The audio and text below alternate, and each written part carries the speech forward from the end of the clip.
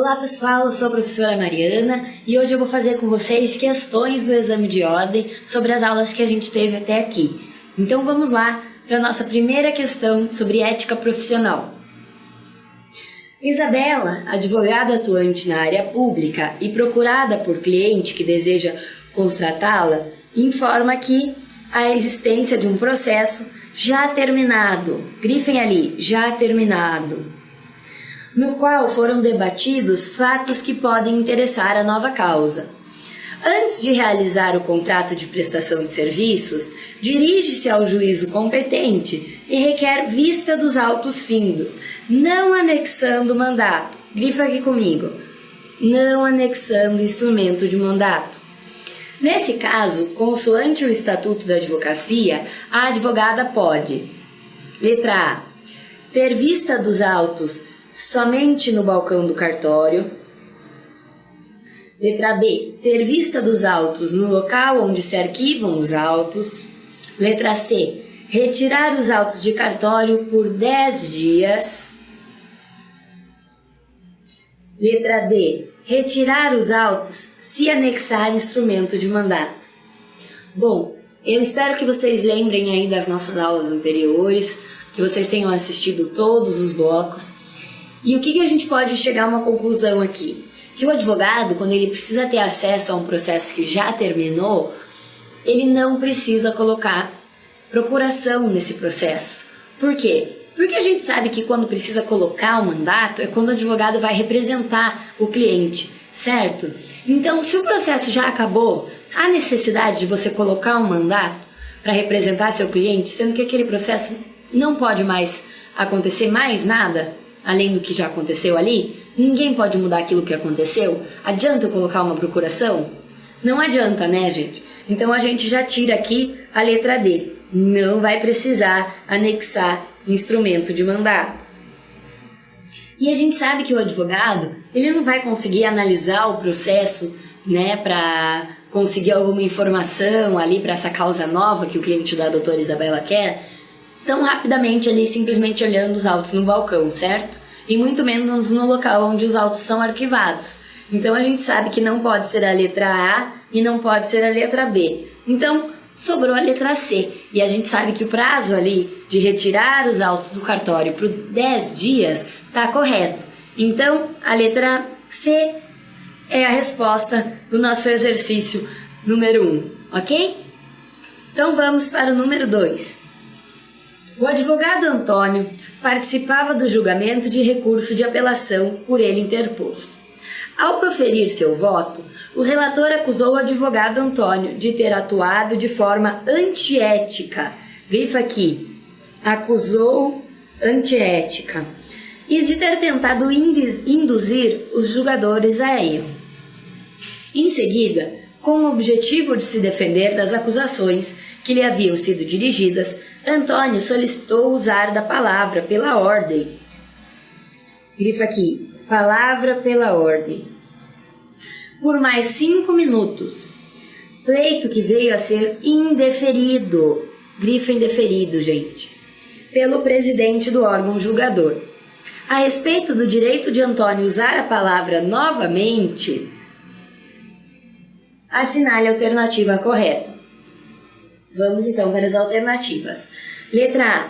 É permitido o uso da palavra por advogado em julgamentos de recursos de apelação. Letra B. É direito do advogado usar a palavra pela ordem mediante intervenção sumária para replicar a acusação ou censura que lhe forem feitas. C. É direito do advogado intervir a qualquer tempo. Eu já trouxe grifado aqui para vocês, tá? Não estava isso grifado na questão, mas é só para a gente prestar atenção. Letra C, vamos outra vez. É direito do advogado intervir a qualquer tempo e por qualquer motivo durante o julgamento de processos em que seja constituído. Letra D. O uso da palavra pela ordem, mediante a intervenção sumária, somente é permitido para o esclarecimento de questões fáticas.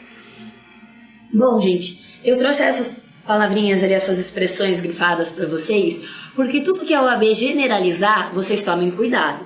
Então, a qualquer tempo, a qualquer motivo, somente, nunca, sempre, esse tipo de expressão você deve evitar, porque sempre tem uma exceção, que é aquela parte que a gente tem que saber, que a gente tem que gravar. Então, qual dessas alternativas aqui que vocês acham que vai estar certa e que vai estar errada? Letra A, B, C ou D? Bom, a gente sabe que o advogado, ele não pode ser reprimido, tanto para ir e vir ali dentro dos estabelecimentos, tanto para falar, não é verdade?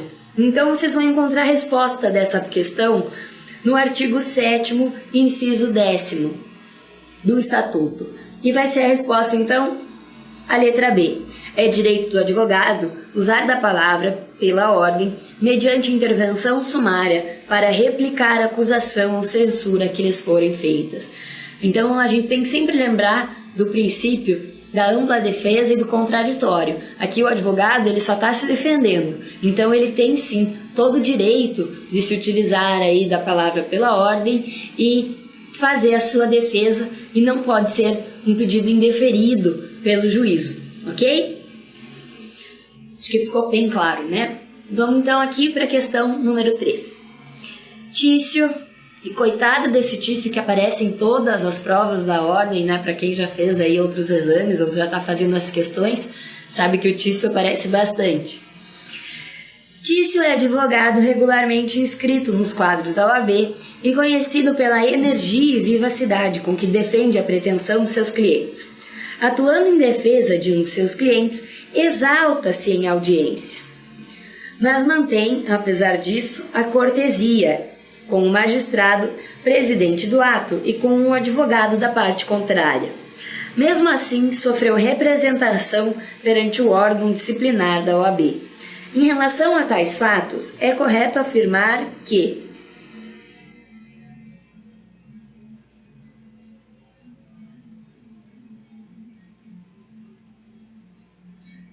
Bom, gente, ficou faltando aqui nos slides um pedaço da minha questão.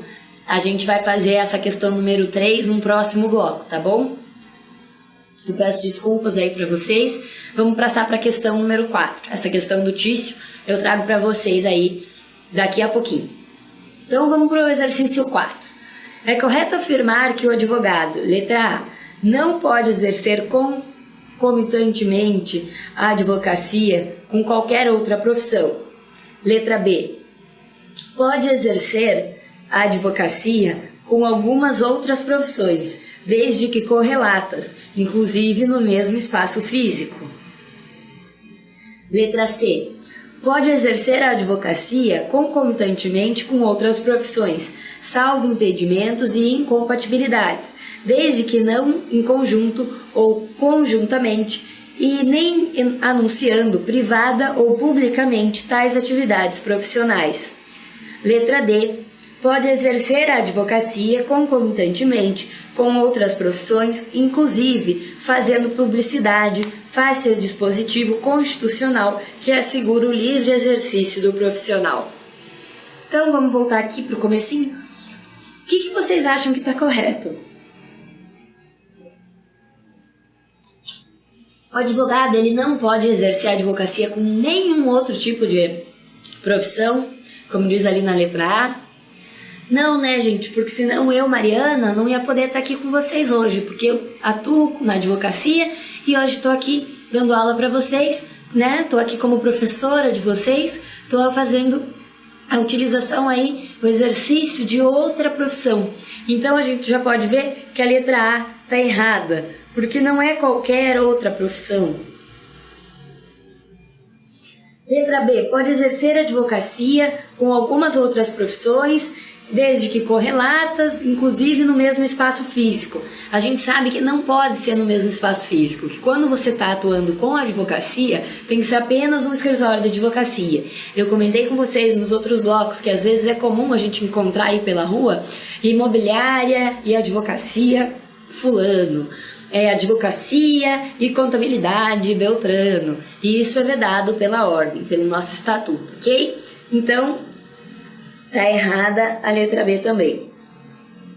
Vamos à letra C. Pode exercer a advocacia com outras profissões, salvo impedimentos, incompatibilidades, desde que não em conjunto ou conjuntamente, e nem anunciando privada ou publicamente tais atividades profissionais. A gente não tem nada para falar aqui na letra C, né? Porque ela tá certinha. Então o gabarito da nossa questão número 4 vai ser a letra C, ok? E a letra D pode exercer advocacia com outras profissões, fazendo publicidade? A gente sabe que não pode, né, gente? E nem com outras profissões, que depende da profissão aí, não pode ser no mesmo lugar, etc. Faça dispositivo constitucional que assegura o livre exercício da profissão. A gente sabe que essa daqui está completamente errada, né? Então o nosso gabarito aí ficou a letra C mesmo, sem sombra de dúvidas. Vamos para a questão 5. O advogado Dr. Túlio foi indiciado por dirigir alcoolizado e provocar acidente de trânsito com vítimas. Na delegacia de polícia, solicitou a presença de representantes da OAB. Então ele é um advogado e ele foi para a delegacia, estava alcoolizado, provocou um acidente, pediu representantes da OAB, alegando ser advogado e que tal prerrogativa estava prevista em lei. Assinale a alternativa correta. Letra A. Terá direito, pois cabe à OAB em todo o território nacional, entre outras finalidades, a defesa dos advogados. Letra B. Terá direito, pois a OAB somente não terá direito, pois somente a OAB poderá prestar assistência se houver prisão em flagrante. Letra C. Terá direito à assistência da OAB, mas somente no inquérito policial. Letra D. O advogado não terá direito à assistência da OAB, pois o delito a ele imputado não decorre do exercício profissional. Então, gente, o que a gente tem que olhar aqui na questão? Ele é um advogado, ele estava alcoolizado, ele não estava exercendo a profissão, ele não foi preso em flagrante, não é um crime, né, inafiançável, como a gente tinha visto nas outras aulas aí de ética. Então, o que está acontecendo aqui? Ele é um advogado, mas ele não está no exercício da profissão e ele cometeu ali um crime de estar dirigindo alcoolizado e ainda provocou um acidente que gerou ali algumas vítimas, né? Então, ele não tem direito ao representante da OAB acompanhá-lo na delegacia. Por quê? Porque ele não estava exercendo a profissão de advogado, ele estava simplesmente como qualquer outro cidadão ali nessa situação. Então, a nossa resposta correta vai ser a letra C. O advogado não terá direito à assistência da OAB, pois o delito a ele imputado não decorre do exercício profissional. Tudo bem? Vamos ali para nosso exercício 6.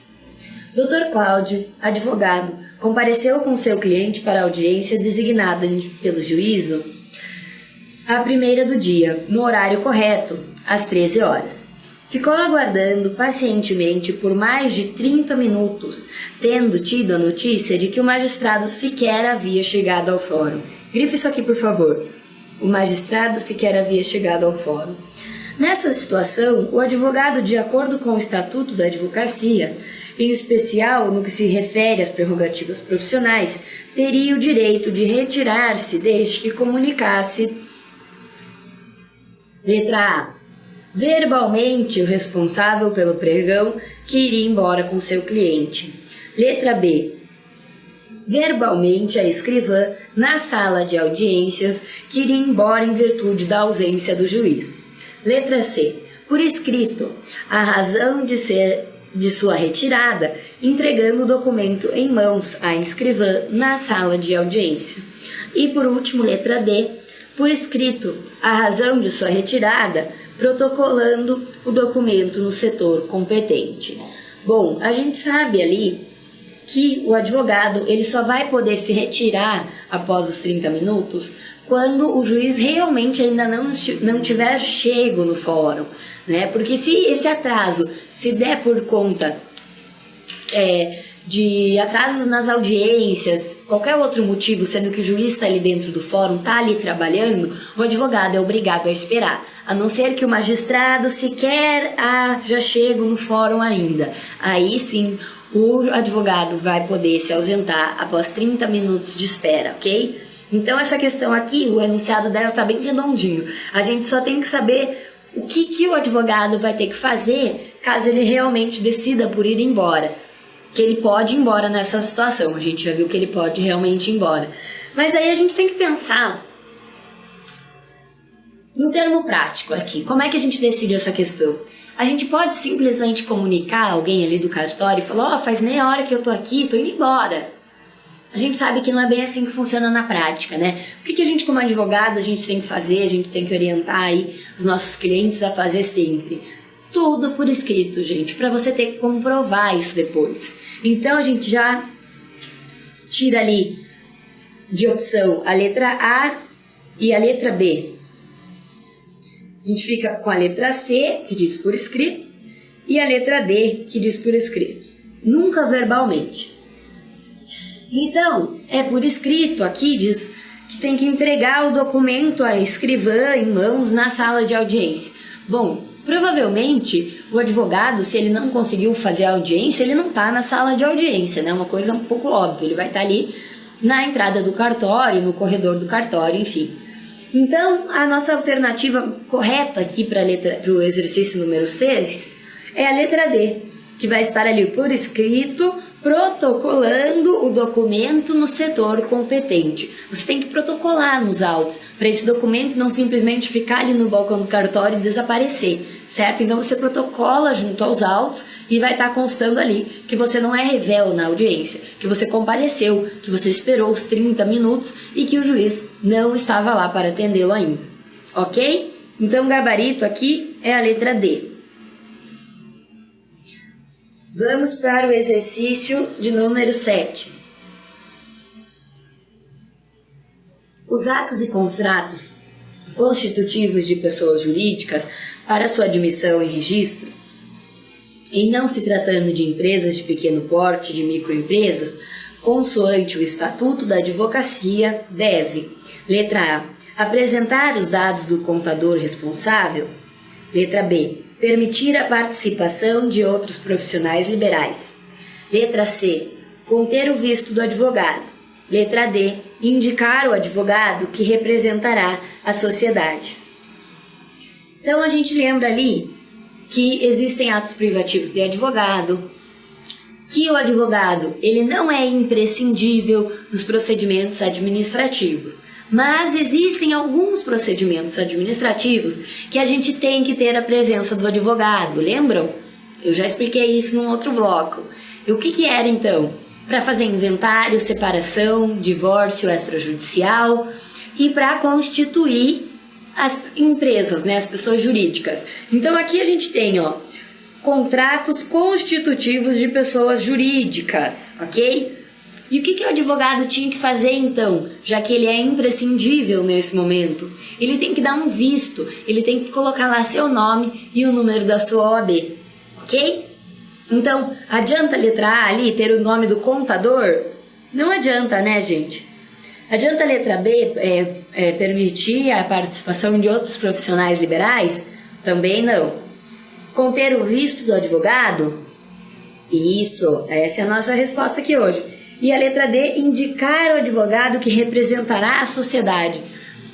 Até porque a gente não sabe se vai ser um advogado que vai representar essa sociedade, né? A gente sabe que vai ter que ter um advogado para firmar ali esse contrato constitutivo, que a gente não pode ter um contrato realizado, né, para constituir uma empresa que não seja pelo advogado, porque é um ato privativo do advogado. Então essa aqui tá errada também, ok? Exercício de número 8.